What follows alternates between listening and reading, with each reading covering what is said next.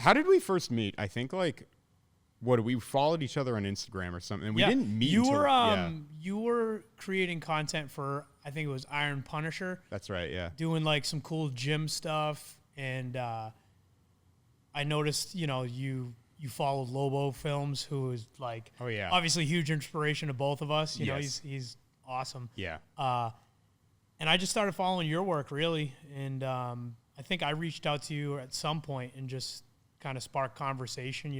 I was new to the freelance game a little bit and kind of just wanted to network, meet some like-minded people really. Yeah, dude. No, I absolutely love that. I'm all for just creative collaboration, networking, and just the good old like sliding the DMs. I think that's how we initially did it, Dude, totally. I mean, that's networking in a nutshell. That's the way the world works, whether it's business or relationships or whatever it is to be. Seems like that's how we all kind of start connecting.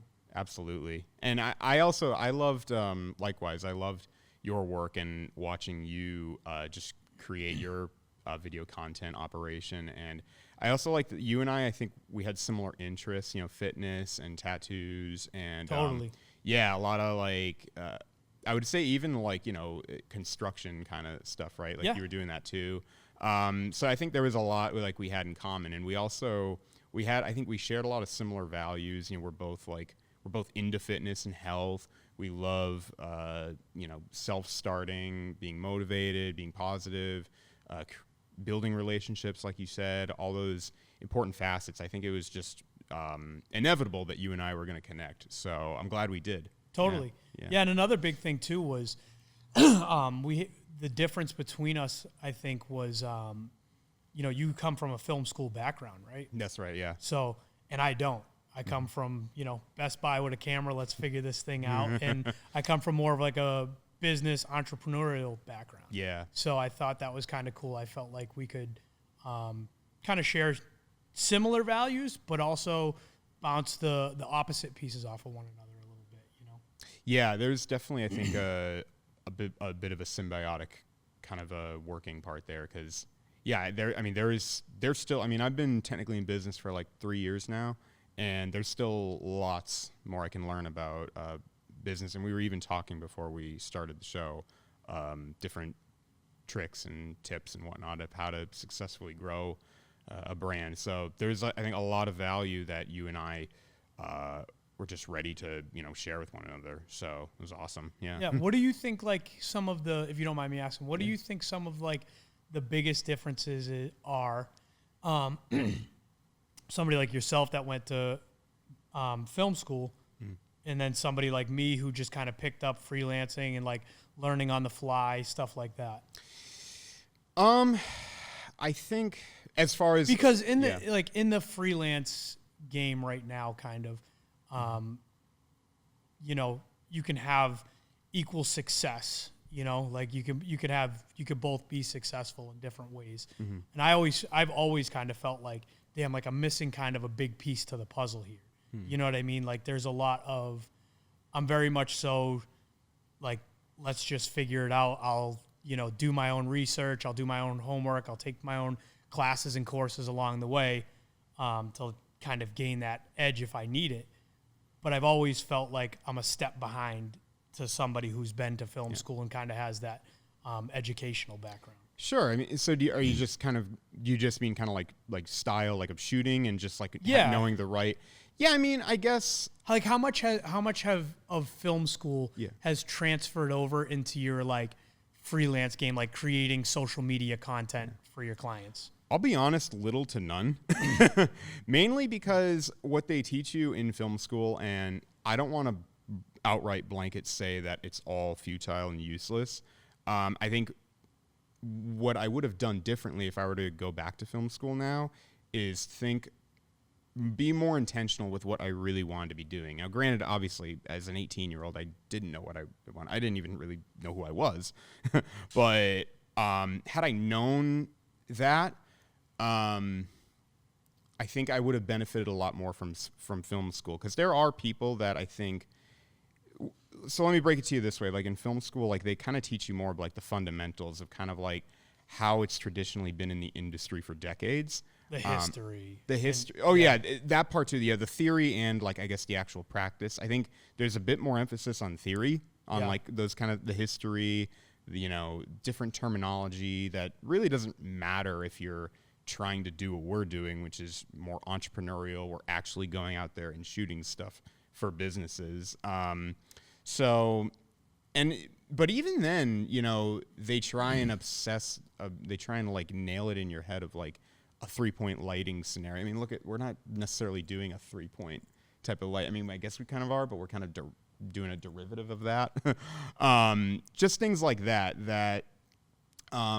the fundamentals, as you and I both know, when you're out shooting, whether it's a client project or like whether I was watching actually that thing you sent me, that reality, that Ink Master spin style off thing. there, yeah. Really cool, man. Really cool. Like when you're doing stuff like that, everything's out the window. You kind of just are sort of, I don't want to use the word run and gun because I think that's a bit overused, but doesn't You're really matter. dependent on a creative eye. Yeah, exactly. Like, so you and I are both into martial arts, and, you could obsess about the fundamentals in the dojo or on the mat as much as you want, but if you are in a real street fight, like, you don't have time to think about those things. You just do whatever comes natural. Totally. So I think that would hopefully you've built some good habits. Yeah. Exactly. Yeah. And then maybe that's the silver lining to it in film school is like obsessing about that knowledge. But I think the only way you're going to get better, like you said, you think you're a step behind from all those people. I wouldn't maybe say that. I think because at the end of the day, I also feel like there's an advantage to being like a blank canvas to the market. You know what I mean? Yeah. Like, because I can I don't have, coming into it, I didn't have any habits. Yeah. And I didn't really have a ton of education. So it was kind of like I could learn what I needed to learn efficiently, you know? Right. Yeah, absolutely. I think that is beneficial because, having that sort of blank canvas to just, instead of like what I want to do versus like what the world needs or what the world could use, I think that's a really cool outlook for sure. Yeah. I mean, my biggest thing, like you said, we're into like more edgy things. When I first got started, my biggest thing was, it was like just a simple saying, but it was, I just want to make cool shit cooler. Yeah. So that was really just how I got rolling, was doing shoots that I thought were cool. And I'm like, how can I really relay this and make this like, charge this up a bit, make it look cooler, make it look better, Right. That's kind of what got me going. That's awesome. So would you say it was more like a passion thing? Like initially when you decided you were going to get a camera from Best Buy, like you said, was it initially like just a passion, or were you kind of seeing like a more of a business edge to this? Like, so initially it was, I've always taken a liking to, just cool videos. Like when I was younger, 13, 14, I would sit on YouTube and just watch like highlight reels of sports. Or even when I was same age, I used to have like a legitimate camcorder that you'd have like the tape that went in and everything. And me, my brother, a bunch of friends, we would all go ride our dirt bikes all summer long, like for school break. Nice. And we'd always have the camera. We'd just be filmed. We never did anything with it, but the idea of like filming somebody hitting a jump, we'd probably never even watched it back, but it just made it so much bigger of a moment having a camera there. Yeah. So that's kind of where it started. And too, even being younger, like it was never photography, but I always remember everything we did. My dad always had like even if it was a disposable camera, like always taking pictures of like moments of like, we go to car shows or somebody's birthday or whatever it was.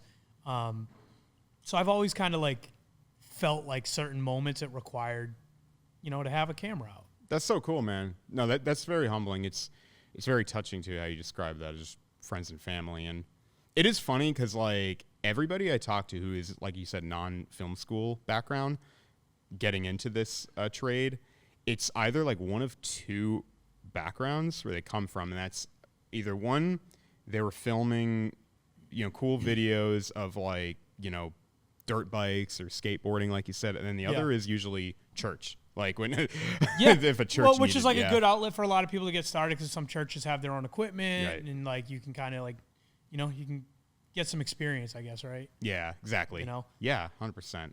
Yeah. But for me, it wasn't like a. It's actually funny.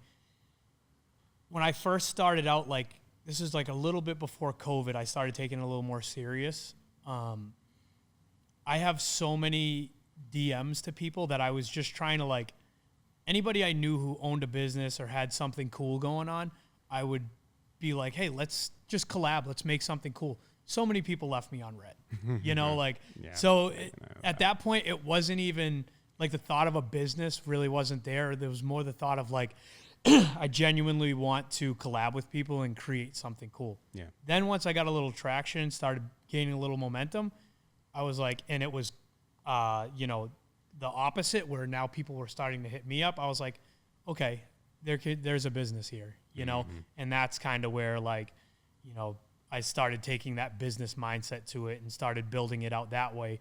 And from there, more than like film or photography or anything like that, it was, I'm in the business of people. So how can I connect with people? And then my main purpose from there was okay, so you have a business. How can I help your business grow? Obviously, you know, we all want to help our clients, this and that.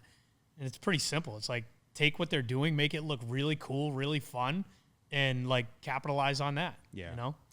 It's so cool to hear you say that because so many creative freelancers, that's where they fall behind is they're not willing to have those conversations, or maybe they just are oblivious to have those chats and just figure out like what do they want? What does the client want? What is beneficial to them? Not just like what I would want to do. And figuring out what their goals are, and you don't necessarily need to obsess about it, especially if it's like smaller businesses. You just need to, like you said, just highlight what they're doing, make it look really cool, make it look badass, and just put it out there. And, you know, it'll help them in their goals, whether it's getting, you know, maybe just another sale that month on their product or another membership at that gym, whatever. Because ultimately it's an investment. You know, that's the other thing that I always try and instill in like clients and new clients. Like, this is an investment. Like, so you like, the idea is you want to have a return on your investment. You know, you're spending money to create. So like, we need to create something exciting, you know? Right. To go back though to freelancing stuff, what do you think in like the content creation for social media? What do you think one of the biggest like downfalls of freelancers are right now? Because there's obviously so many of us. Like, you know, there's a lot of people with cameras trying to freelance. Yeah. What do you think one of the biggest downfalls are? So downfalls of their careers, or just downfalls like of like that, of like this industry in general? Yeah. I'm trying to think of the right way to word it. Like just cons or yeah. I don't know if it would be cons. Like I could give you for instance my thought. I was kind of like, because I was curious to hear yours, but I'll give you my thought and then you can give me yours so you can kind of see where I'm going with it. But yeah, something I see a lot of in the freelance world is a lot of people who are filming and editing and doing their thing. I feel like it becomes more about them and about what they can create, and like, rather than tailored to their clients. You know, it's more like, look at these, you know, these transitions and these sound effects and all these different things that we can do, which sometimes are cool, but sometimes it becomes overkill. And I feel like it's more about showcasing, this is my work and this is what I can do. Right. Versus this is what my client actually wants. Yeah. You know, I completely agree with that. And to carry on with that note, there's a number of things I see that kind of like irritate me, but in particular along that, I think a lot of content creators will obsess about gear, and they'll need to like shelf esteem, baby. Yeah. What is it? Shelf esteem? Shelf esteem. It's like buying a new outfit instead of working out or whatever. Like, you know, it's like, it just makes you feel better because you bought something expensive. Right. You know? Yeah. I mean, and in the case of, especially if your goal is to try and get clients or share content that your clients or prospects are going to like, it's like, they're not going to understand unless you maybe show them why this certain, you know, lens is going to achieve a look for like an interview video you're going to do with them. But even then, they're not going to understand that. Like, create stuff that you think they would want to see. And I mean, I've done maybe a few gear videos. I'm not even passionate about gear anyway. I mean, I'm not going to diss people that do that. I mean, because There may be in cases where that's their audience, are filmmakers. But in the case of, like you said, like freelancers like us that are trying to do work with cool businesses, you know, they don't care about the latest FX model or the latest lens. And sometimes some of that stuff is cool, but it like doesn't serve a purpose. Right. And you're like throwing it into the mix for your own, you know what I mean, for your own pleasure or whatever it is. So you can get like 10,000 plays, or you can get like tagged by DJI or whatever. Like there's another thing. What is your take on, and to each his own, there's no right or wrong answer, on when you make something, when you create for a client, like putting your logo on their video? I mean, I haven't usually done that unless it's something that I would see maybe putting it on my. It's funny. I'm a little. That's an interesting point, because there's cases where I won't put my logo on their video, but maybe if it's a case of like, this is something like I could really share on my page, then maybe I will. Maybe I'll create which like you could create for them, and then you could create another version for your own page and add that in. You know? That's the point. Yeah. My thought always is, because it's funny, like not all the time, but often clients will say, hey, you know, feel free to, after I send them like a final version of something, they'll be like, feel free to put your logo in it, whatever. And my take is always, it's not about me. Like, this is about you. You're my client. Like for me, I feel if my work is good enough, you know, there will be like word of mouth there. Yeah. If the video is good enough or the content is good enough, somebody is going to ask you, and you will then return that favor and be like, this is my guy. Right, exactly. You know? I don't need to blast my business all over your business. Right. You know? Yeah, it's because you see it a lot. Yeah.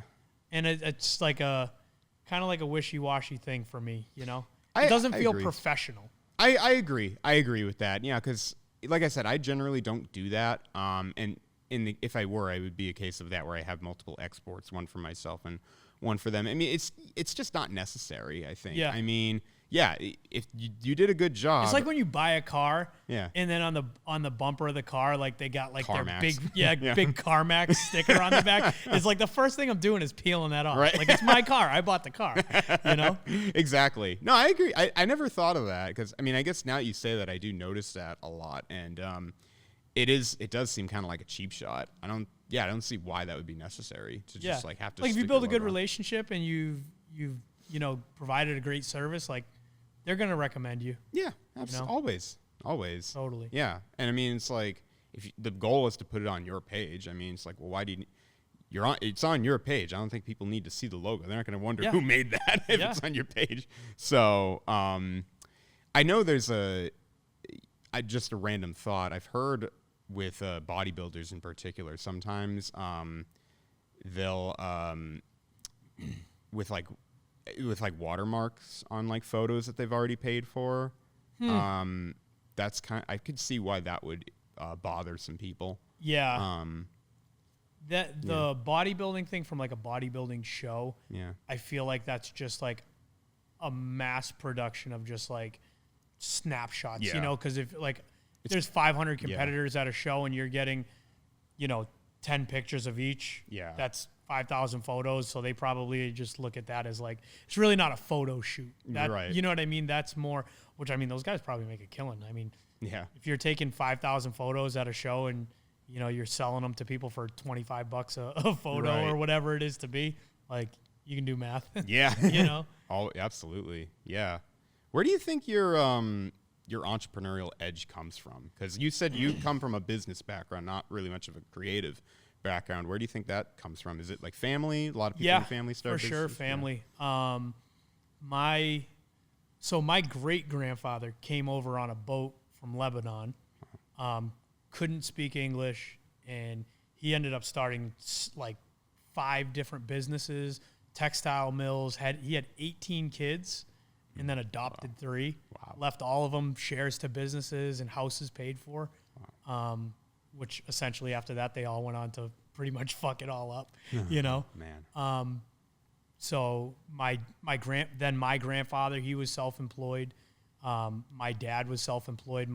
As I was a kid, he had a lot of failures though. Like, you know, it just kind of was what it was. he owned a construction company, owned a limousine company, always kind of hustling, doing his thing. So he had a lot of great years, but he had a lot of down years too. So I got to see the waves of like the ugly side of being an entrepreneur too, at a young age. And I was always, no matter how good or bad it was, I always thought the idea of owning your own was really cool. Like to me, the biggest thing was always like working for yourself. Like, why am I going to go work for this person and do it? Like, I could figure it out and kind of like do my own thing, believe in yourself a little bit more than no knock on a 9-to-5, but if you feel inclined and you're a hard worker, figure it out and go for it. That's kind of my thing. Yeah. I think the hardest thing I've ever done is going from being self-employed to a 9-to-5 and then having to get out of a 9-to-5 to go back to being self-employed. Wow. That was very difficult, only because you get so used to, that weekly paycheck. Your routine is so different. And to be able to be in a 9-to-5 and then get out of it, you need to be able to build a business, while you're in the 9-to-5. So you're working 9-to-5 and then you're working 5 to whenever, right? So for me, one of the hardest things of, the last 2-3 years trying to get out of that was like, at what point am I ready to, let go of something good for something great? Yeah. And it has never felt like it was the right time to let go. But you get to a point where you're like, I got to go for it, and I'm at the point now where I own 3 businesses. I literally have been working around the clock for almost 3 years straight, which super grateful for my 9-to-5 job. I was able to pretty much do it walking backwards with my eyes closed, and but to walk away from like a 6-figure job to essentially, that's another hard thing is, like, I think the true like check of being an entrepreneur is like betting it all too, which can be very scary. Being in a position where for one of the first times in my life, I was kind of like comfortable, I was like, damn, this is a good job. I could kind of hustle on the side with freelancing and make a good check, get a nice house, and kind of just do my thing. It felt like I was putting life on autopilot a little. So being at that position and then being like, okay, let me take everything I've earned, all of my time, and let me just double down and bet on myself and go for it. That was like, just to me feels like the most ballsy move I've ever made, and I'm more than happy to do it, and I'm super excited about it. But I think, there's a big difference between having a side hustle and then like really going for it. Yeah, absolutely. No, I respect the hell out of you for making that jump, especially with family. How many kids do you have now? Yeah, so I have 3 and 1 on the way, so wow. 4. Oh, congratulations. Yeah. So no, I can't. Yeah, and I couldn't do it without my wife. My wife holds down the fort for sure. She's momming full time, and she allows me to kind of drive the ship and take us where we need to go. But I know if something doesn't feel right or something doesn't look right, she doesn't give me too much shit. So if she does speak up, I usually know it's like, all right, we gotta address this. And even when I was like, hey, I've been kind of bugging out for 2 years about leaving my full-time job. She's been super supportive all the way through. She's like, you got it. Like, let's fucking go for it. Wow. And it was kind of me hanging on like, oh, like this is a lot of pressure. This is a lot of pressure. Dude. And finally I just got to the point where I'm like, if I'm not going to do this for 5 more years, I'm not going to do this for 5 more minutes. You know what I mean? So I was just like, it's time to go, Yeah. If you're working hard, you work when you're sick, you work when you don't want to go, you've been up all night, your kids are sick, you're still going to work, like, you can do it. Wow. No, again, I respect the hell out of you for doing that, because I didn't have to make that jump, like going from a full 9-to-5. I started this business in the pandemic, so at that time I wasn't working, and it was like, well, I've always wanted to do this, got nothing better to do, might as well go for it. So I can only imagine in that circumstance, like I said, family to support, And then, yeah, just that comfort of what sounded like not a bad job. Yeah. Good job, paid well, and just making that leap. And I think that's got to be, I can only imagine how hard that is for a lot of people. Yeah. That, I'm sure. I mean, the plus side to it is you always run a little faster when you're on fire, right? That's true. Yeah. So yeah, you kind of, I like, one thing I stand by is like if somebody, and I'm not, I'm no millionaire yet, but I think the biggest thing is, if you want to be good at something and you want to be successful at something, the only way to get there is you got to handcuff yourself to it. Mm-hmm. You can't give yourself that like, well, if this doesn't work, then this, or this. It's like, if you want to take the island, you got to burn the boats. Yeah. I completely agree, because that was like the one vow I made with myself. It was in the middle of the pandemic, and I decided I was going to be a full-time filmmaker. And the one vow I made to myself is like, Mark, you're going to do this. It's going to take a long time, but you're going to succeed. You're doing what you love, but you cannot have a plan B. You cannot have a backup plan. Because if you do, the moment things get tough, you're going to go back to try and get a job, work at whatever I was doing, cable access TV or whatever. Yeah, you start feeling a little weight, and you're like, oh, should I do this or should you? Then a little doubt starts creeping in. Like, that's the last thing, man. Like I said, if you're willing to put the work in, and you're gonna, if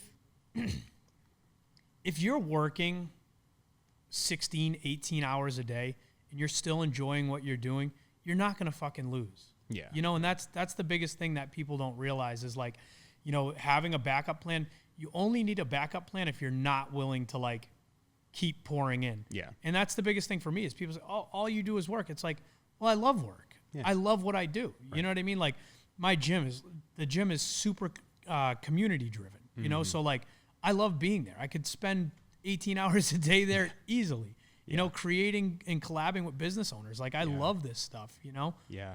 And my newest venture, my trucking business, it's not as, sexy or as exciting of a business, but it's a great business to scale. It's a very lucrative business, and it makes sense on all angles too. So it's like doing all of these things, they all serve such a big purpose. The gym keeps me in shape, film keeps me super creative, and my trucking business keeps me wealthy, Oh, for sure. No, that's beautiful, man. That's wonderful.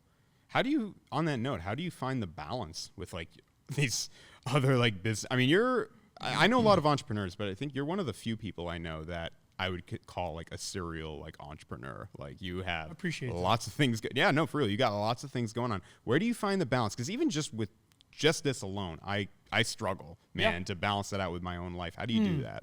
I think that's the big thing too, right? Is like, what am I balancing?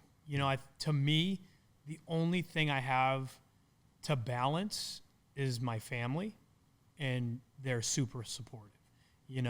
I can always sleep at night, like with my kids knowing like my dad was a hard worker, Damn, I feel like I want to get emotional about that. Is he passed on? No, I'm talking about my kids with me. Oh, like my kids looking at me being like, my dad busts his ass, he works a lot. I don't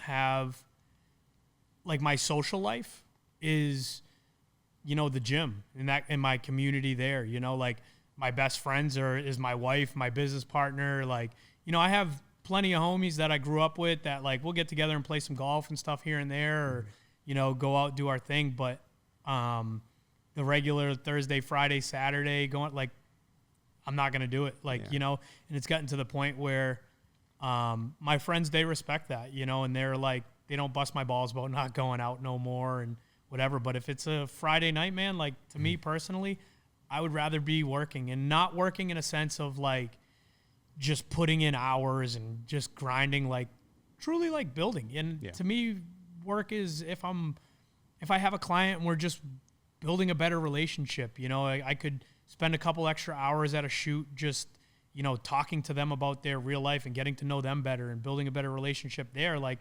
now when we're shooting and the camera's on, like it's going to be a little bit more comfortable. Absolutely. They're going to trust me a little bit more. They're going to, believe me when I'm gassing them up, because how it is. Like you turn the camera on, man, people get a little shy, they'd be hiding behind the couch. You're like, come on out. It's okay. It's safe. Whatever we don't like, we'll delete, For real. Yeah. So I don't think I don't think there's a huge demand for balance for me. Mm-hmm. I really like, I think my lifestyle of being an entrepreneur, I'm so grateful for it. Mm-hmm. You know, like what a life to live, to have the opportunity to, you know, work for myself, create businesses, you know, connect and network with all these great people who also love what they do.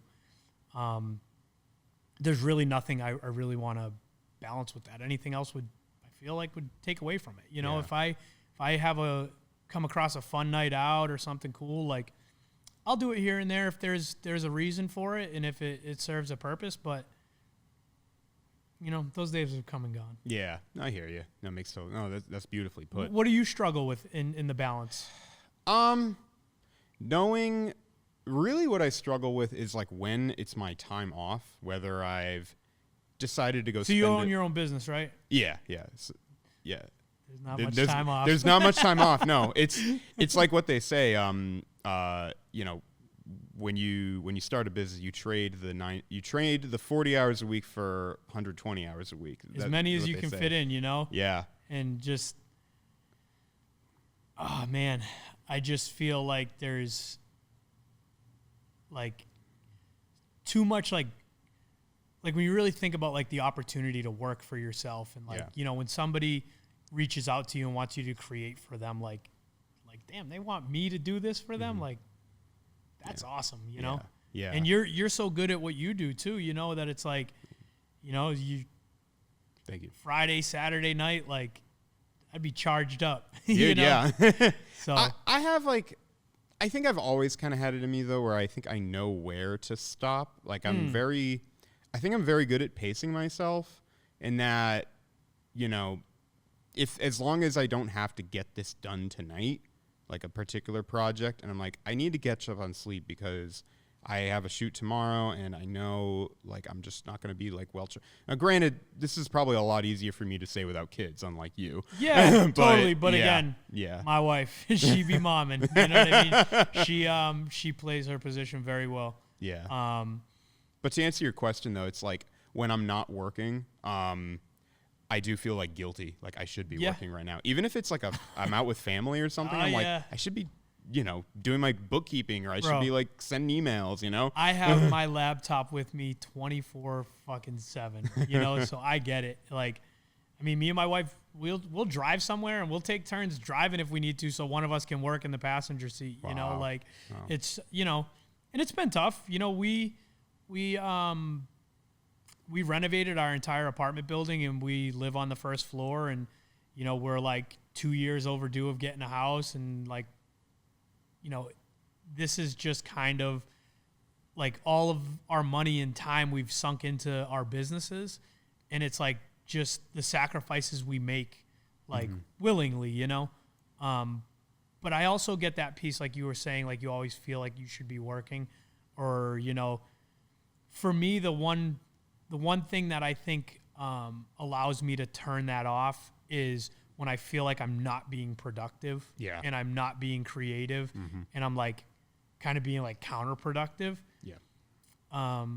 Something I demand in my business relationships is I value my clients so much, and I'm so grateful for them, and I'm respectful towards them, but it goes both ways. Just because you're paying me does not mean that I need your money. You know, like I might need it, but not more than I need my sanity, you know? So if I told you that your video would be done on Sunday night, you know, and I've been working on this thing for well more than I should have been, hey man, you know, it might be Monday night and it might be Tuesday, but I feel for me to continue to give the quality that this needs, it's just going to be another day or two. Like, it's okay. Oh, yeah, and I'm sure if you explain it exactly like that. Yeah, just the transparency is like, you know, because we're human too, you know, like being a service provider can be tough, you know, when you're providing a service with somebody, and not all clients, because 95% of my clients are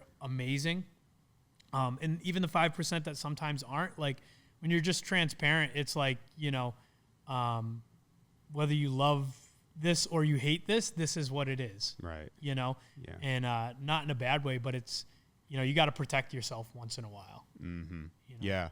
It's and true. it almost like getting confident and building a sense of confidence in that of like, when it is time to shut it off, there's like a purpose and a reason behind it. I'm going to stop working now because I'll be able to work at double the speed and double the motivation tomorrow, you know? Right. That's what I'm implying at, basically. It's like, I wouldn't want to try and continue on. And it's like, and especially again, if there's no deadline, I don't want to do this half-assed. And you don't want to do it to the point either. You don't want to do anything to the point where you're just like, I'm just trying to get it done. Okay, that's good enough. Right. Like, it's like, nah, if I need to take a little bit more time, you know, I'll take a little bit more time. Exactly. And that's actually one thing I also too, like, being a business owner, having a great business partner goes a long way. You know, one thing I can say about my business partner, Andre, is like, he is very much so, let's do it the right way the first time, you know? That's good. And I, on the other hand, am very much so, let's do it the right way, but I move very fast in real time. Like, I want to be productive. I want to get things done. I want to get to the next level. I want to, you know, so having somebody that can almost be like the little speed bump in the road, like, hey, let's fix this or this along the way, allows me to kind of slow down. And, you know, it's spilled over into my other businesses. You know, I find myself a lot of the times not skipping steps because it's actually, you know, it's funny when you slow down and do things right the first time, it actually makes you faster. Yeah. Right. You know, in the long run, it makes you faster because when you're just getting shit done and you're grinding it out, like how many times you got to go, oh, I got to go back and fix this. Oh, I got to go back and fix this. You know, so that's been a huge piece for me, is having a good business partner. I know you said you have a partnership with somebody as well. Yeah, I have a guy who I had been subcontracting with for about a couple of years now for his web design agency. I actually had him on the podcast a few episodes ago, Alex Donovan, and he just has a passion for film. He's about, how old are you? 35? Yeah. Okay, so he's a bit older. He's more like 43, I think. In his prime. In his prime, yeah. Let's go, Alex. In his prime, dude. He's running a great company, but he's just always been passionate about film. He used to work as a PA in Chicago on like big Hollywood type scale productions. Nice. And yeah, he's got a photography background, and him and I we hit it off really well from the get-go. We've built a really solid relationship, and now we're not really doing much client work for this new company. We're just doing passion projects that excite us. We're working on this full documentary called Outliers. We just released a short, actually, Memorial Day. So it's a great a partnership. I mean, are you guys a lot alike? Are you guys different in a lot of ways? Yes and no. I think we are creatively, we're pretty similar, and just like our eye and how we like look at things and what we find like the big beautiful. Picture. You guys see the big picture the same way. Yeah, exactly. What we find beautiful, our values, which I think is key. Maybe different in the sense of like personality, maybe. I think he's a bit more methodical, maybe, and maybe I'm a bit. I think I act like I'm methodical, but I'm really just like, I'm like you. I just like, let's go. Let's get this thing done. Right. So maybe in that way. He's kind of, in all honesty, I think he's kind of like showing that he's kind of like he's the one like navigating, going with the map, and I'm the kind of one that's like steering. Which you've got to have. The car. Yeah, you know, right. like you've got to be able to. I think that's another big thing in business partnerships is you've got to understand and know your positions. Yeah. You know, not everybody can drive the boat. Yeah. You know, like, you know, at the gym, Andre is the face of the gym. And like, I love that for our community. Like everybody loves that. You know, he's the founder, he's done his thing, you know, but there's also that back end of the business where there's certain things where I know that is my place and I can kind of get in there and do my thing a little effortlessly, you know? Yeah. So I think that's a big piece of partnerships is knowing where to be, because you both can't, you know, because then it becomes like a competition, right? Right. And now you're working against each other because now you're keeping score. Right. And like, that's never going to work. You're never going to, and even in relationships, even with me and my wife, you know, there's plenty of times where, you know, I'm following her lead when it's, you know, something with the kids or this or that, you know, and there's like vice versa. We take each other's, opinions very seriously, you know, and we definitely consider each other's feelings throughout things and the way we both look at things. And because because the last thing you want in any partnership is it to be a competition. And that's the other big thing of like, you need to complement each other well, and you both can't do the same thing. Right. You know? Right. Absolutely. Yeah. I think that's key, especially like laying that out from the get-go. Yeah. Is huge. And I mean, I'm single, like I don't have a romantic partner, but I imagine because you guys do kind of operate in business together, right? No? Me and my wife? You and your wife? Yeah, right? for sure. So it's like, I mean, everything between us is business. You know what I mean? Right. You know, we are just life partners through and through, romantically, business, every which way, you know. I love that. And I wouldn't have it any other way, and I hope she wouldn't either. Yeah. Dude, I love that. That's such like that power couple type of thing. Yeah. I dig that. You know, and there's plenty of days, man, where she probably wants to rip my head off, you know, like I can certainly make things very chaotic at times, and not so much. You know how when you're like your room's a mess, but you know where everything's at? Yes. You know, that's sometimes my that's office how now. my life is and how my thought process is, you know, so she'll be like, I know you already told me that 3 times, or I know I already did that. Why are you asking me to do that again? And it's like, I don't know. Like, I'm just trying to make this whole thing work, you know? Yeah, absolutely. And that's another big piece, man. You know, I feel so blessed to, you know, like I said, have the opportunities and like have a little bit of success going on in my life. But at the end of the day, man, like, we're all fucking figuring it out as we go. Mm-hmm. Like, anybody out there that's like, you know, acting like they got it all figured out and their way's the right way and everybody else is wrong, like, it's all bullshit. Yeah. You know, everybody, no matter how educated or how much experience you've got, it all plays into it. But at every turn, we're all figuring it out, you know? Yeah. It's funny. I was looking back at another episode I just did recently with a buddy of mine who he's a chess player, but he has his own web development company. And he was talking about, it's like, you know, chess is a finite game, but business is an infinite game. And you could think like, it's like, oh, I'm on top. I'm, you know, grossing whatever, $500,000 or whatever. And it's just me or whatever. But it's like, that it's businesses. Yeah. Here today, gone tomorrow. Yeah. It's so fleeting, man. It could just be in and out, you know, it doesn't matter how many years you've put into it. You got to figure it out as everything around you changes. Your clients change, the industry changes. You know, like, look at like guys, you know, somebody like you who went to film school, like everything, like nothing was vertical. Yeah. You know, like talk about like changing the whole game. Yeah. You know, I mean, in a sense, like it's all same principles to a sense, but it's like, you know I've seen so many like pure film guys that, you know, like as social media went vertical, were just like, no, I'm not doing it. Dude. And I hated it at first too, but I hated it too. Yeah. To be honest, and it's funny because it's so normal now. It's so normal, and to be honest, I do still hate it. And you asked me earlier about like things that piss me off, and I think that does. But I'm not protesting it. I'm not either. I'm like, it's just the way it is. You want to know one of the biggest reasons why I love photography is because I can get like, you can just really capture a lot. Yeah. You know, you can get a whole scene to really look cool, you know, no matter what it is. Even like, you know, just like a wider angle, like up close, like horizontally, just kind of hits different. It's, you know, right. To me, that's still like such a money like shot, you know? Yeah. You can usually, and I mean, unless you're shooting video without sound, I mean, with photography, you can talk like while you're taking photos. Something I noticed with you too is you'll do like, I see it once in a while, like stack.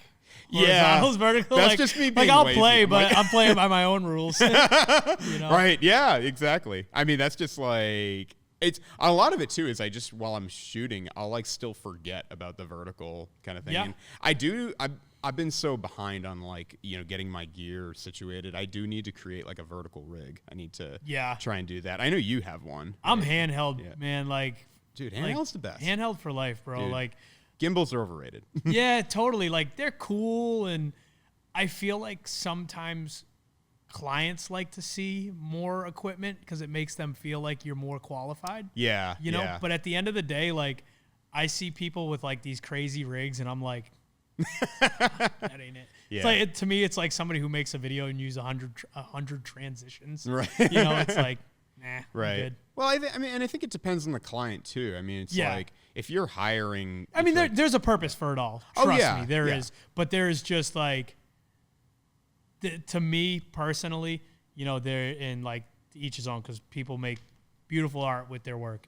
To me, like handheld is the GOAT. Oh yeah. You know? Oh yeah, especially because I mean where I like to my style is shooting. I love documentary a lot. Yeah, yeah. And with documentary, it's like a heavily emphasis on handheld. Totally. For sure. And I love that. I mean, gimbals, I'll use them for a time and a place or whatever, but I just love like the kind of like what you're saying with photography. You get that life like activity, and it's just very movie. Like it's like whether it's you're watching your favorite classic Hollywood movies on the big screen, or looking back to the videos you made when you were a kid, you know, dirt biking or whatever. It's all handheld. One of the biggest things too, like I love about like trying to get great shots is like really pushing the pace of like, it allows me to, being handheld, it allows me to like push the pace where, dude, I'll be like right up in it, like right behind my clients, like right over their shoulders, like really like,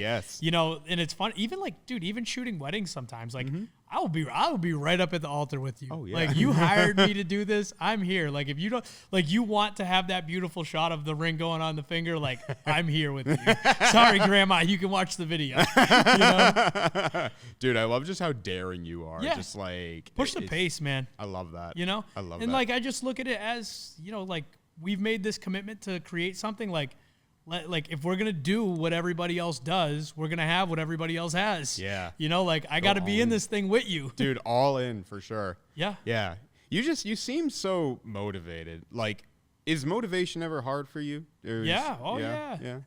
Dude, I mean, I try and never get too high, never get too low. Mm-hmm. You know, when things are great, like this is awesome, but I know that this roller coaster is gonna come down at some point, you know? Yeah. And when things are low, I'm like, I really don't get too emotional or overwhelmed because it's not gonna stay like this forever. Yeah, right. You know?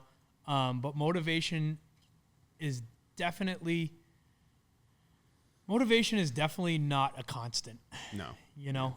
There's plenty of times where it's like, you know, you question yourself, you know, sometimes you gotta slap yourself in the face a little, like, man, just not right now, man, you know? and even too, dude, you know, there's plenty of times where I'm like, well, what if, you know, this person thought this or said that? And, you know, you start getting that like imposter syndrome. And I'm like, there's nothing nobody could say to me that I already haven't said to myself, you know? So, and there's nothing anybody that's doing better than me has ever said negatively, you know? So it's like, if you do have, if I am scared of what, essentially we're just scared of what the world would think, right? You know, so if I am scared of what the world thinks, like anybody who's going to say something, like just look at, you know, evaluate your evaluators. Yeah. You know, like if somebody is giving you their opinion of whatever you're doing, like where are they at? You know, my whole life, I've always heard people telling me, you know, you need to focus on one thing or you need to do a little bit less. And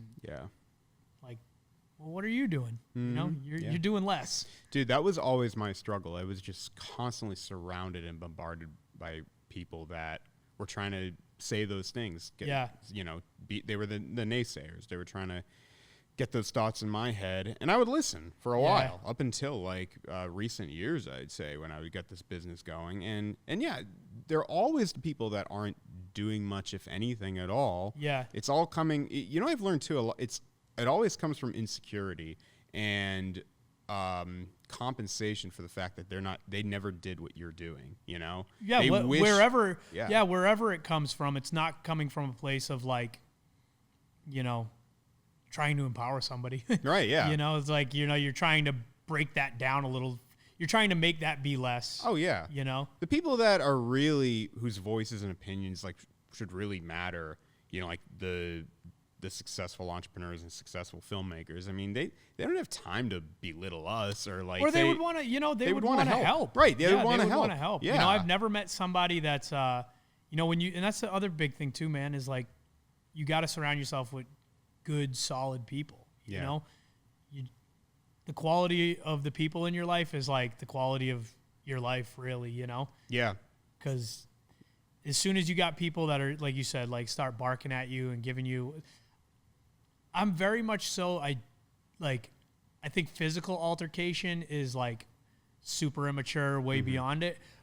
But I think like mental and emotional, like really having boundaries is huge. You know, like I have like a 0 tolerance policy for like negativity and, you know, people just trying to talk you out of your plans or goals or dreams, or even just not talking life into you. You know what I mean? Like I believe in just very quickly like cutting that out, because I don't even want, you know, because there's times where people will say something and get something in, and it can get in your head, even if you are super positive and super strong, you know? So you've really got to keep those type of people in like at bay. And like sometimes it's family members or this one or that one. But if you draw that line distinctly the first time, you know, it's like, I don't play that game, and I don't want to play that game. You know, even with new ideas, something I've always stood by is, like with me and my wife, I always tell her, because I have like not the craziest ideas, but I got some wild ideas. I'm always like up to something, right? You know, so I always tell her like, hey, if I have a new idea, like the first thing I need you to do when I tell you an idea, because she's very much so like a realist, like, okay, well, how are we going to do this and how are we going to do that? Is like the first thing we do with an idea is like, let's like speak life into it. You know, like if it can become something, great. If it's not going to, like, it's just going to kind of fizzle out on its own. But a lot of times you hear people with an idea like, hey, I want to do this or start that. And like somebody, you know, just have like a negative opinion on it. And like your idea is so new. It's like trying to grow a new plant. Like if you're trying to grow a new plant and it just sprouts and somebody's like rubbing, you know what I mean? Rubbing it in the dirt. It's like, you're going to kill it. My little idea. But what if you, your little idea, but what if you water it? And what if you keep, you know, feeding positivity to that? It could be one of these. You know, if they're real. It's real. See? Exactly. Exactly my point. Yeah. I love that analogy. It's so true. And it's, I hate to say it, but it's like I've kind of learned, like I said, through experience, and I've had to deal with that firsthand a lot. And even while I was starting my business, I did listen to those people, and I really regret listening to them. And I think a lot of it is like sometimes you just almost kind of, I don't want to say keep it to yourself, but do it and just don't talk about it unless you're sharing it with like-minded people, like say your wife. You do want to talk about it. You just got to talk about it with the right people. Yeah, you know? exactly. And I feel like the best way to talk about it sometimes in finding the right people is not so much talking about it, but seeking out advice or questions or, you know, like like they say, like, you never want to be the smartest one in the room, you know, and that could go on a lot of scales. Like there's always somebody in a room that is more skillful or more knowledgeable on some aspect than you. You know what I mean? So if you can speak life into those people and then it comes back, you know, like, so I always think that like asking questions, and people are very willing to help somebody. Yeah. You know, if you're just talking about what you're doing, it can definitely comes off as bragging, even though it's not. And people have a hard time digesting that. But if you frame your excitement and your motivation behind something with like questions, like, hey, what would you do here? How would you look at this? You know, maybe cater it towards something you know they're good at. Yeah. I feel like that really gets them invested and on board. Yeah, absolutely. Know? Yeah. Have you read War of Art by Stephen Pressfield? I haven't. What's the other? There's another one, The Art of War, right? Art of War, yeah. So these are different. So okay. I think it was intentionally written with this. I mean, Art of War is like ancient. That was Sun Tzu. That was like I have the book. I've started it a few times, but I haven't read it. I haven't read the one you mentioned. Okay, yeah. No, same. I've read some of Art of War, but War of Art, it's all about artists and entrepreneurs, and it's all about how they can beat, you know, creative blocks, and basically the message is just do the work, kind of a lot of what we've already been talking about. And he goes into, in one section of the book, dissecting the difference between professionals and amateurs. Like the professionals, people that are really in it to win it, and the amateurs, just people that'll just, you know, have a plan B. Have a plan B. Yeah, have a plan B. They're just in it for the clout or whatever, just all the wrong reasons, and it never works out.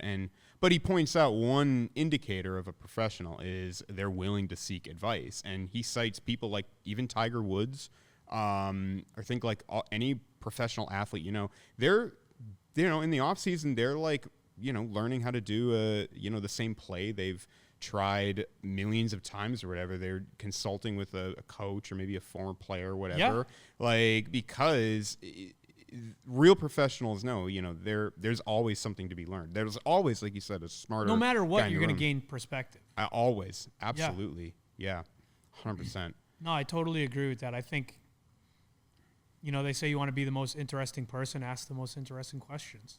Yeah. And that really helps you to grow. You're going to learn the most, because everybody has something to offer. Even if not everybody, is into what you're doing, there's always some level of, they're into something. So if you can find a way to incorporate what they're passionate about into what you're trying to conversate about, it can go a long way, but just coming out like,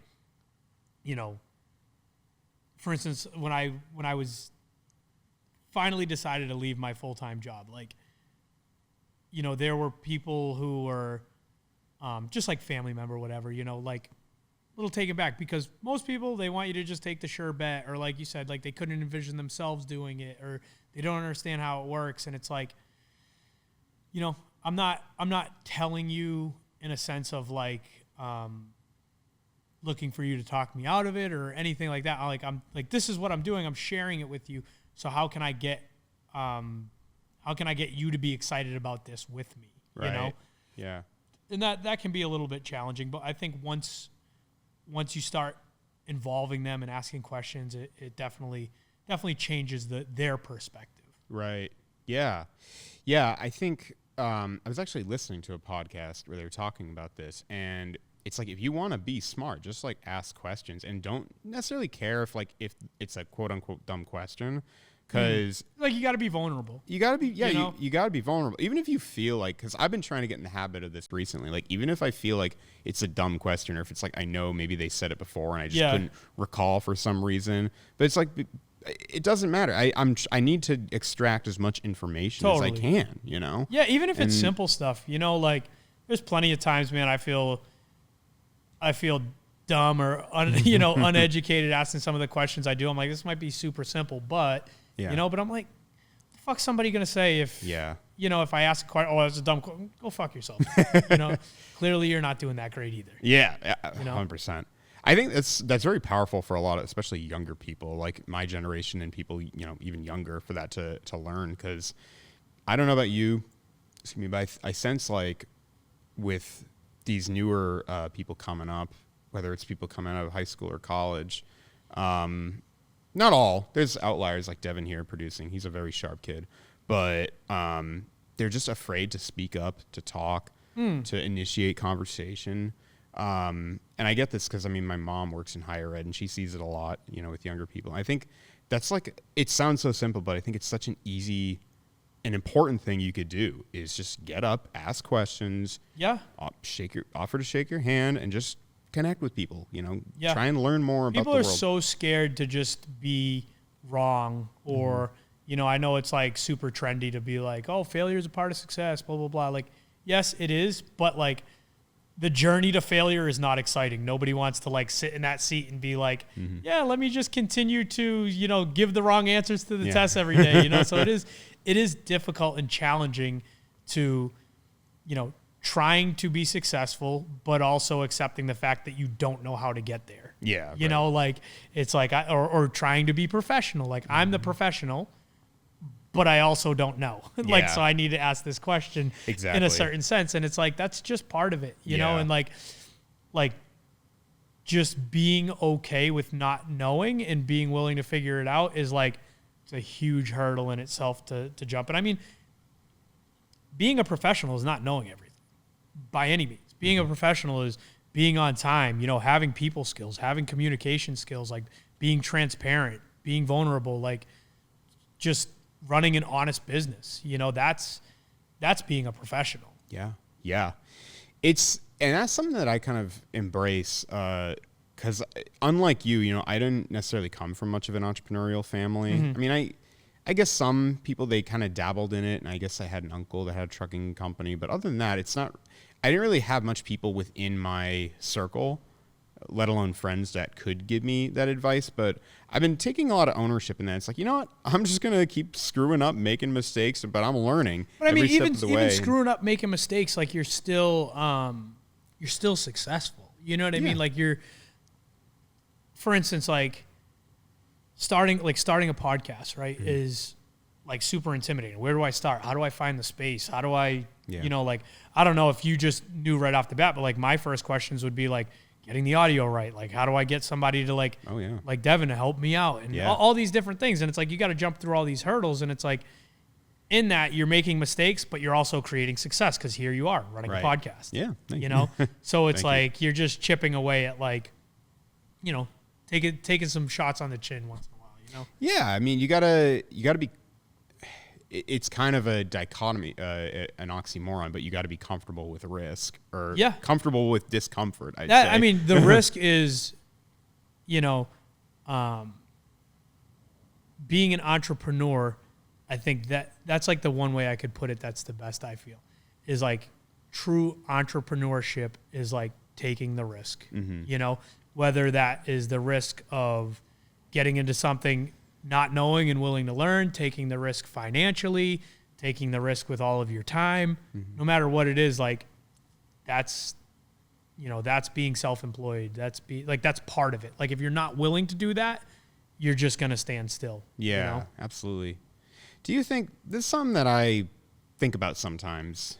I try not to overthink it. Do you think, especially, I think you're a great person to ask this question. Do you think anybody could be an entrepreneur, or do you think you kind of have to have a nature in you, whether it was you were born with it or you develop it later on? I think that it is very much so has to do with a lot of how you like your younger years. I think there's a lot of people who watch their parents struggle or watch their parents own businesses and even be successful. I think it has a lot to do with like the way you were brought up in a sense. I think I'm trying to think of the right way to put it.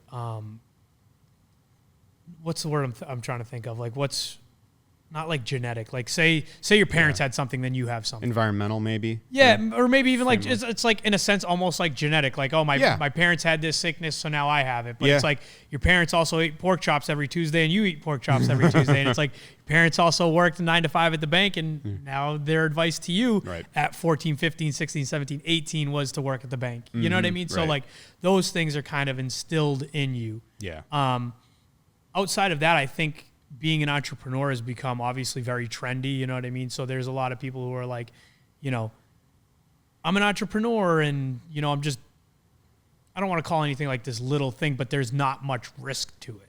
Yeah. So I think you're really started, like for me, like my journey is like super new. I'm super young and green in this space right now. But I think for me, I can truly say I'm in it because I'm willing to take the risks. Yeah. So I don't think that it's for everybody because, there is a huge demand for, 9 to 5 work. And I think that you can, be an entrepreneur, you know what I mean? Like you can work in a company and kind of, help scale that company and still be very much so a creative, and you just also have that security in not running a business. Yeah. Because there's a lot of people who are very creative and very talented that don't want to deal with business because like the business side of things is totally different. Yeah. If you like, no matter where you are, you're in the business of people. Yeah. So you have to have people skills. Like those are like that's the most important skill you have to have first and foremost. You have to pay your taxes. You have to, understand the logistics of business and, that when you're not just collecting a paycheck on Fridays, there might be weeks where things are really good. And then there might be, like you drop your lens and now you're down $3,000 for the week, So it's like, there's just certain things that happen, that are, some people can digest easier than others. Some people, I think, have a hard time not understanding the piece of like owning your own business does not equal money all the time. Oh, like yeah. it equal like the big picture is money, but when you're running a business, it's like raising a child. Oh, yeah. You got to provide for that. You've got to be able to, help that thing grow up and put it through college, you know? So there's a lot of you that pours back into that. Right. Yeah. I think the only guarantee that comes with entrepreneurship is failure. Yeah. And I think there are, and to another point you made, I think there are ways you can be entrepreneurial within a company that you're working for, if that makes sense. Like I've seen it. And I think, and you can also I've seen people that do run their own businesses. Like I said, it's like, you don't have that entrepreneurial spirit. I think the people who want to essentially do, I feel like I know for me, like I've always felt like an entrepreneur. I've always felt like a business owner, even when having a 9-to-5. Like in the back of my mind, I was always like, my main goal is if I'm working 60 hours a week here, I got to work 100 so I can get out of here. I'm working so much, but I got to work a little bit more to be able to get out of this thing. Yeah. So I think that if somebody wants to work for themselves or they want to create a business, I definitely think that they'll find a way to do that. Yeah. And some people it's just not interesting,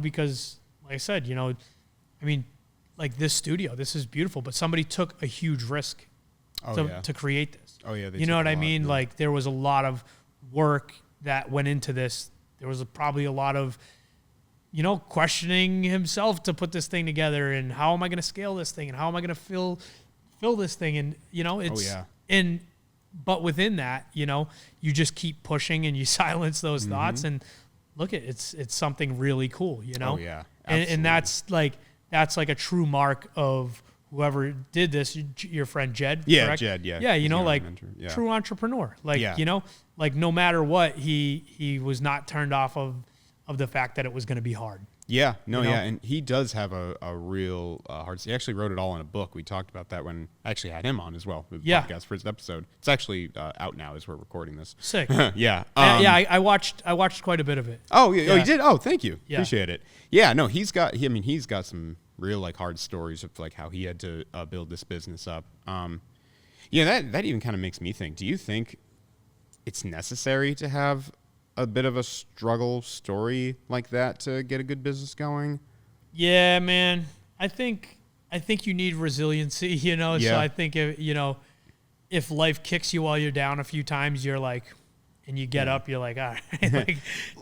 I just mean like, I think in general, we all have to kind of struggle and everybody goes through some shit. Not to say like, oh, you go through some shit, you can own a business, right? Yeah. But I think, there's a certain like, do you have level of grit to being a business owner? You know? Like, do you have to necessarily? Do you have to be poor? Do you have to be like sleeping on like people's couches? No, and I hate that, to be honest. Like I've had my own struggles, and I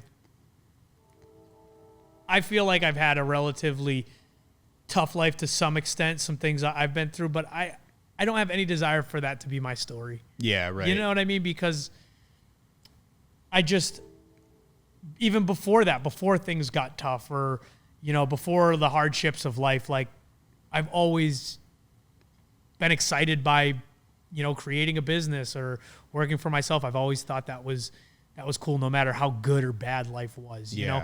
And I guess you could be a very driven person when you've had nothing and nobody's helped you out, and you've kind of seen things through and done things on your own. Like it gives you some self-confidence to be like, well, fuck it, I'm going to do it on my own then, and it gives you that little bit of edge and attitude.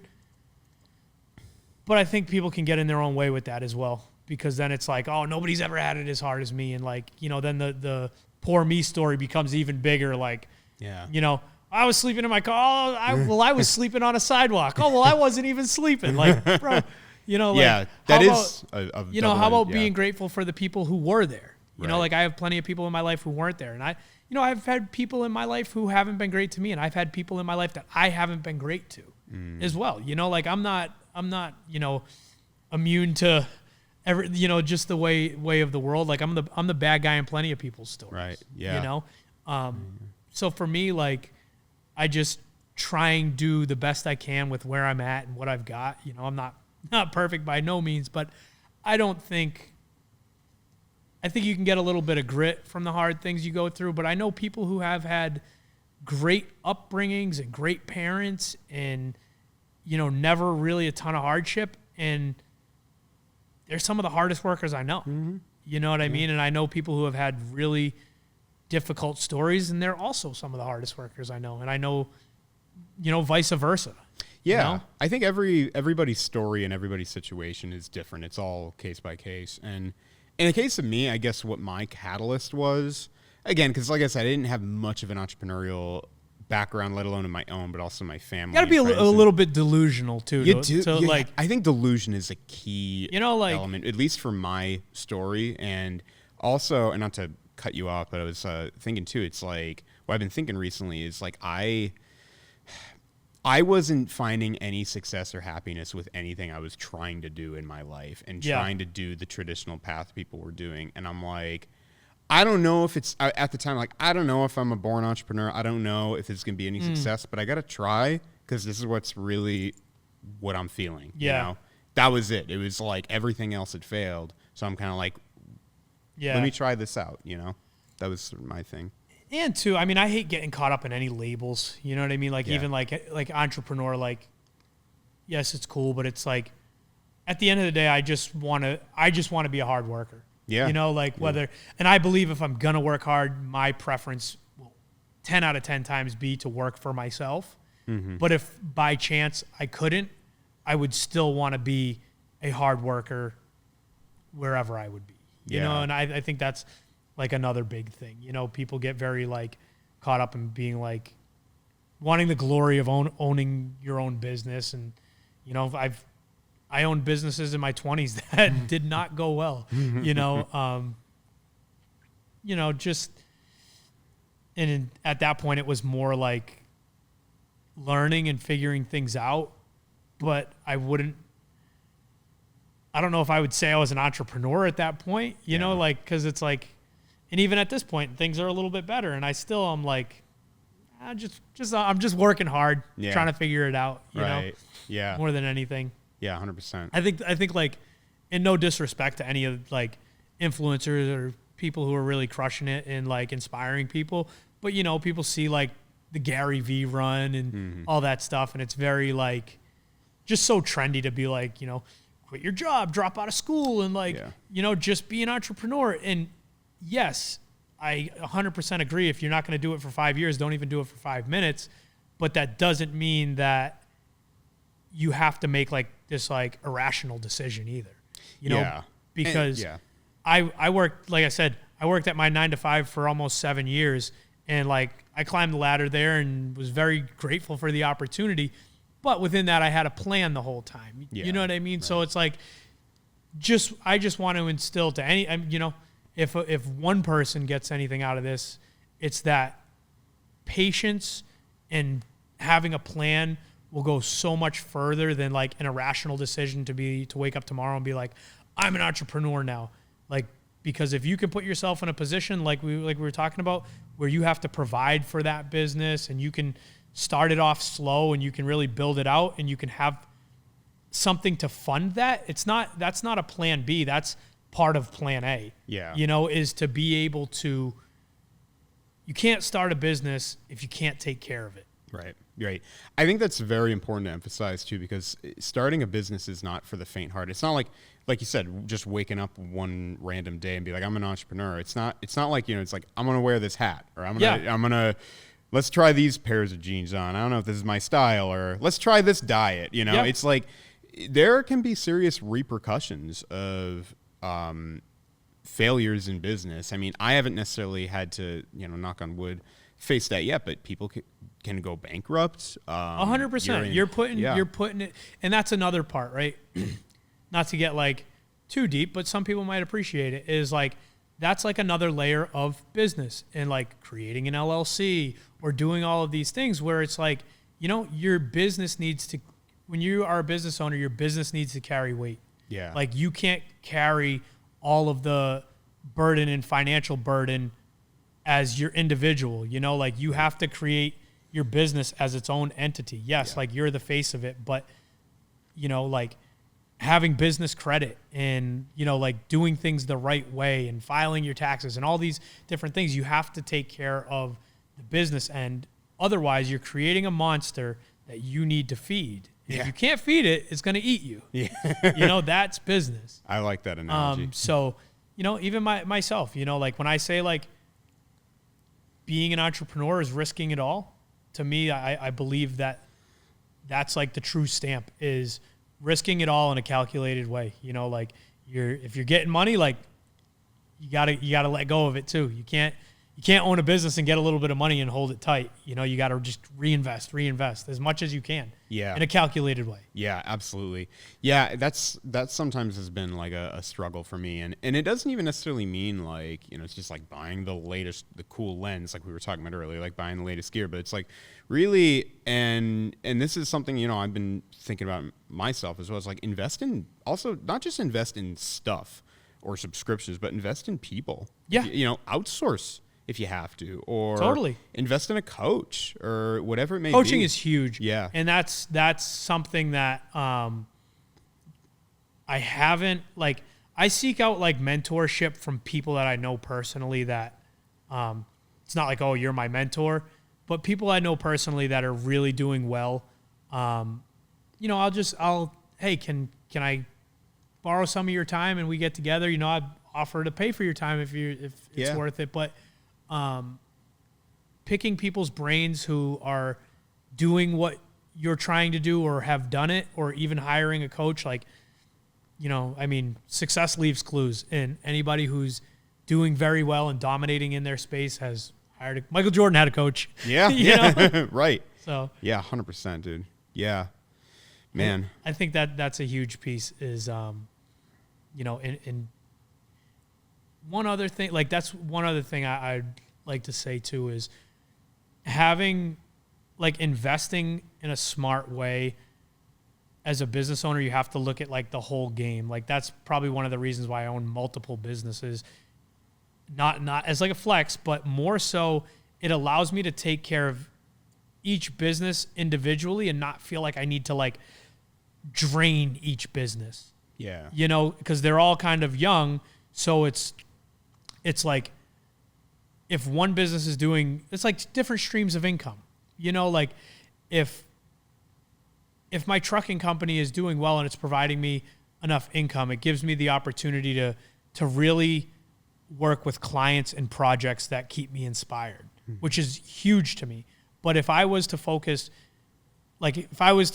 solely on refined media, I definitely could do it, but there would be this piece for me, at least, that I see that would be difficult, because if that was my only business and I went out and bought a house and now I have all these bills, now I have all these like external things like weighing on me, now I'm going to have to market my business in a way that I don't want to. I'm going to have to take on projects and clients that I don't want to.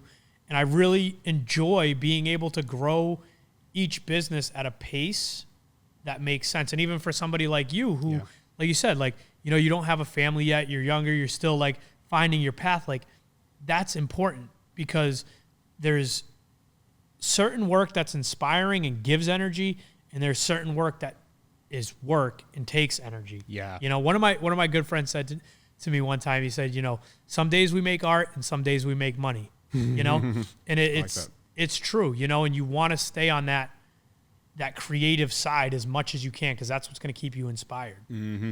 That's very powerful to recognize and understand. And no, that's part of the reason why, I guess I shouldn't say like not living outside your means is huge. Yeah. You know, like, absolutely.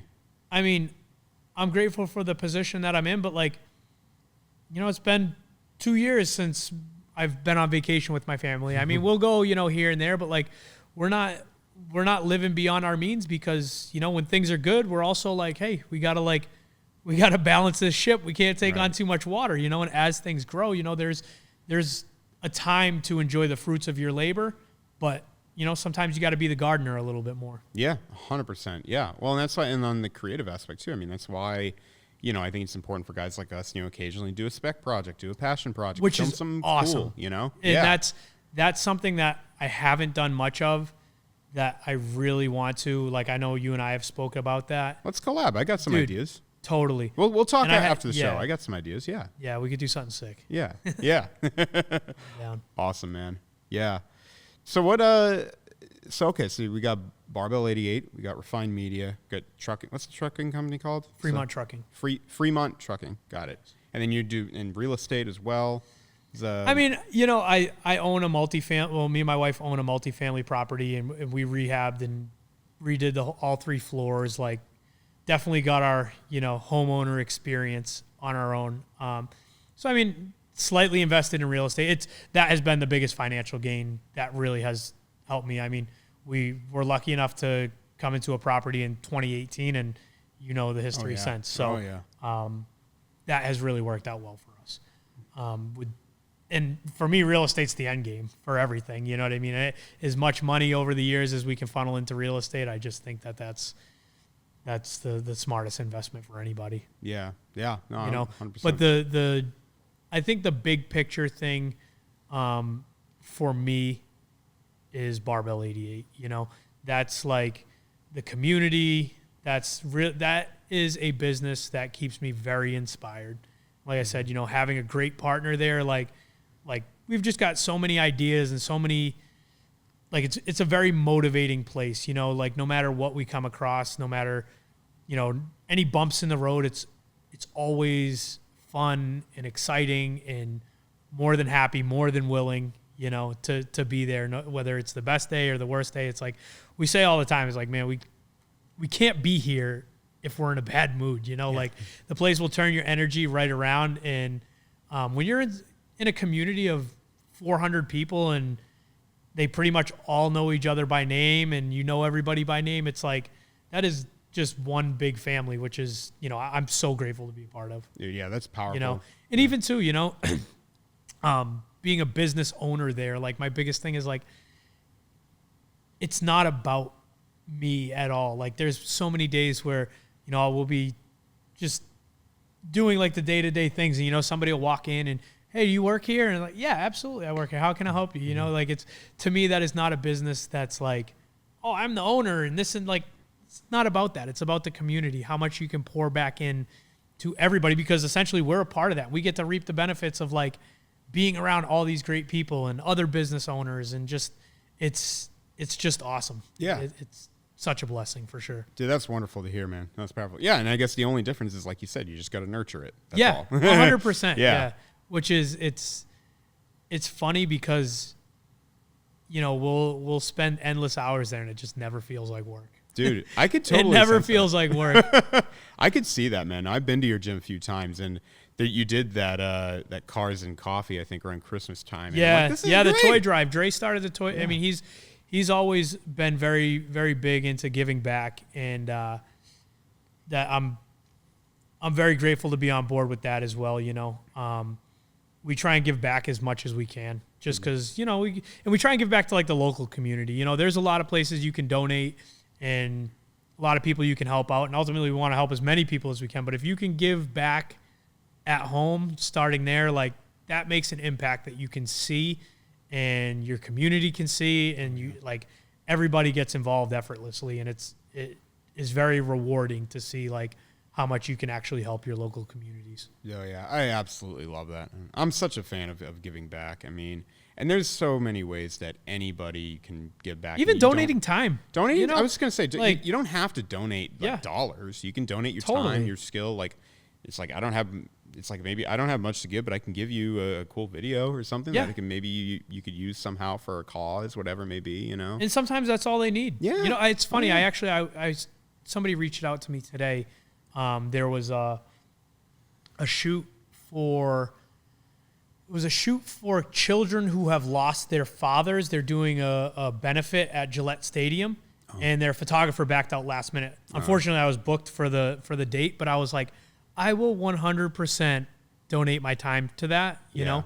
So I'm going to try and get somebody to cover it for them. Lovely. But like anytime you have a chance to give back, like, you know, I'm not donating a ton of money or anything, but I'm helping the cause. I'm bringing awareness to it, and I'm more than happy to be a part of it, you know? Oh yeah. 100. I love that, man. Just giving back. I mean, we can sit here and talk for hours about, you know, the hustle and like the grind and the big goals of trying what we're doing, but it's good that we have that in both back of our minds. Is like the sense of giving back, what's great for the community, you know. And even making a ton of money, like, it's great, but you know, if that's all you're concerned with and you have nobody to even share it with or be excited about it with, like, the fuck does it matter? Yeah. You know, like, even for me, like, when you, and I'm sure you know, like, when you create a cool project and you're super, like, hyped on it, like, you're excited, but if you had nobody to share that with, there's no, like, oh yeah, it just ends there. It's like, okay, cool, that's kind of empty. Oh yeah, there's no gratification behind that whatsoever. I mean, it's like, yeah, it's kind of like that. And I mean, you don't want to do it just for the applause, but at the same time, it's like, it's inspiring. You're right. You want to share that. Like, I think that's with all art. I mean, that's kind of the theme of this documentary that Alex and I are working on with Resonance Films, Outliers, is, you know, the theme of like these artists, and it's like at the hunch, I guess, one of the main points is like sharing that with somebody or a group of people and inspiring them, you know? Yeah. I think that's whether it's film, tattoos, or even if, I don't know, just I'm thinking, you know, the gym, getting in great shape. It's like, I mean, you could do that on your own, but I look at it as like, you know, it's like, I'm doing this. So I don't know if I actually told you, I'm running a marathon next month. Sick. I'm running, yeah. So have you been running? I have, yeah. Okay. I got to do 19 miles tomorrow. I got to try. Yeah. And how's that going? It's going good. I'll be honest with you, I kind of plateaued a bit because I was like traveling and, you know, whatever. But like, I still maintain my pace and I'm doing pretty well with that. But, you know, I'm doing that for me. But what does like your training regiment look like for that? It's a little loose. I mean, right now I'm just trying to focus on having one big run day per week, and I've been working. And that's the 19 miles. I'm gonna work. I want to try and work up to 20 because they say you don't want to ever run the full 26 in your training. Yeah. Because that's how long a full marathon is. 26. I don't know, man. I do a mile here and there, but I feel like you cross the threshold of like a psychopath once you're doing 20 miles, you know? It is crazy. I mean, I'm not doing this to try and like, you know, be like a, no, I get it, but like yeah, whatever. I mean, that's a tall order. Yeah, it is. You know, and I mean, hey, right. you know, that in itself is inspiring. Like, you know, that's a big goal to set. Yeah, it's which like, is awesome. Thank you. I appreciate that. And you know, that's kind of the idea. Is I'd like to make some sort of inspiration, and I'm actually going to be doing it with a buddy. He hopped on. He's like, I want to do it with you. I'm like, yeah, great. So I guess to this point of like giving back and like sharing and nurturing, inspiring others. I mean, and I'm not trying to be like a Tony Robbins type of guy. I'm just like, I'm trying to like motivate people. No, I mean, I'm doing this for me at the end of the day. It is motivating though, but for yeah, sure. I'd like to. And you know, when I do have a family someday, I'd like to show them, be like, this is what your dad did when he was in his 20s. You know, I mean, not many people can say that they've ran a marathon. You know, like you see like Marathon Monday or whatever. You see a lot of people doing it, but when the reality of it is, if you're in a room full of 100 people, there's probably only one that has ran a marathon. Yeah, it's true. So, yeah. Kudos to you for sure, because I will not be running a marathon. Dude, thank you. I appreciate the praise and just like. Yeah, I mean, just with you know, this injury I had last year, I mean, it was sort of like well, I don't know if I can really lift heavy right now, but I like running. So how is that going for you?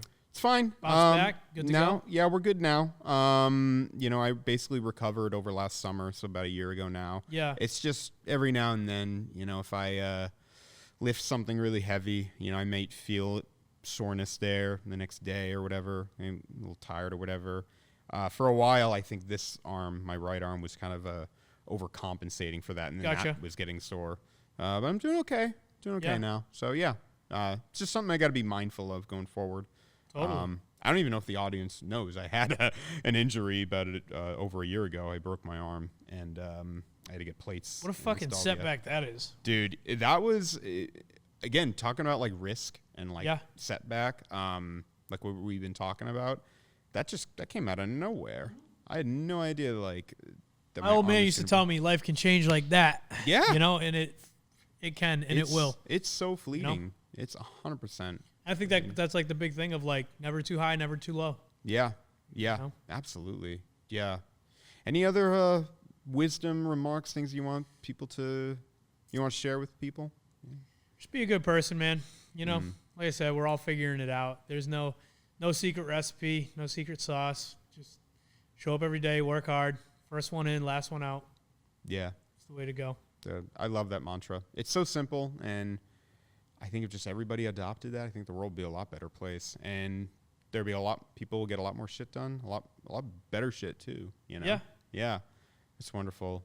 You want to give like any plugs, any things like that for your businesses or anything like that? Yeah,